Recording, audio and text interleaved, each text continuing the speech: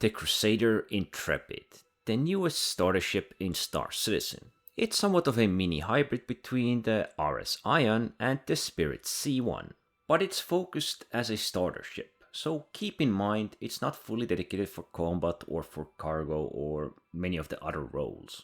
It does boast some firepower, in the form of single size 4 weapon slot and 2 size 1 missiles, right between the cockpit and the weapon itself.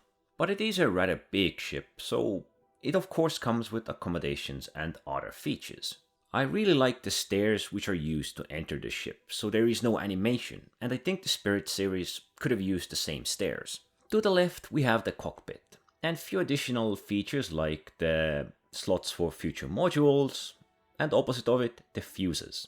Down the hall, to the left, in the center of the ship, we have the accommodations area. There we have our bed, mini kitchens area, mini bathroom, of course the armor rack and weapon rack.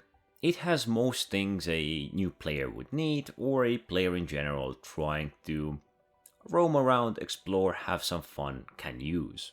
At the back of the ship we have the modules, engineering station and cargo hold. I don't really know why this ship would need an engineering station, but there it is. The modules are all packed in a rather small compact room behind the door, and the storage is on both sides at the back of the ship. Each of these areas can store 4 units of cargo, and you can enter and exit the vehicle via these cargo areas as well. It has most things a new player could use.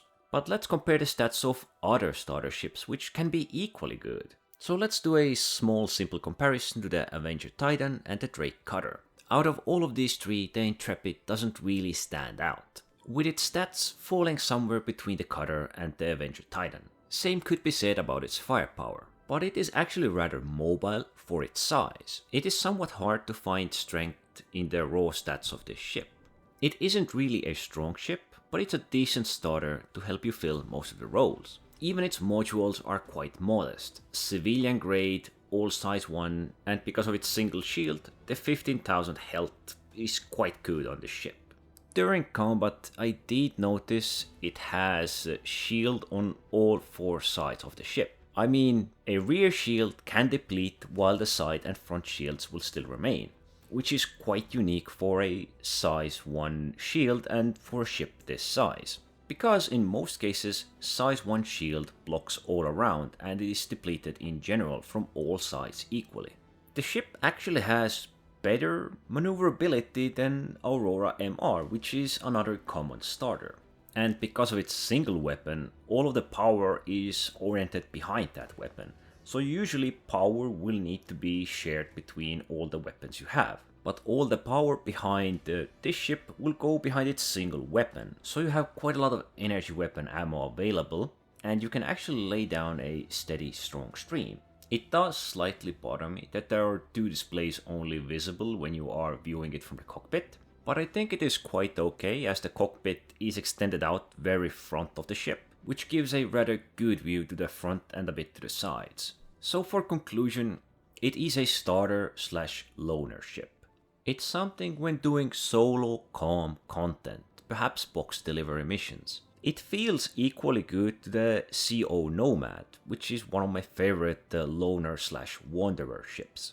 I think they should have given this ship a unique weapon similar to the RS Ion. Something you can charge up and it hits hard. Because it slightly bothers me that an Aurora MR, when we equip all 4 size 1 weapons, can actually do more DPS, perform near the same level of damage or perhaps even more.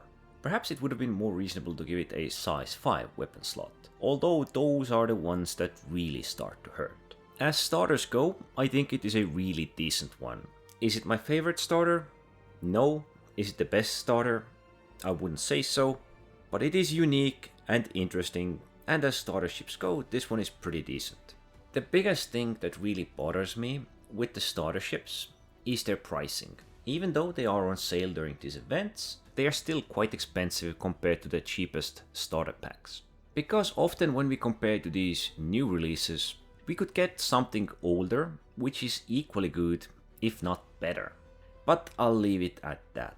Anyway, don't forget to like, subscribe, and thanks for watching.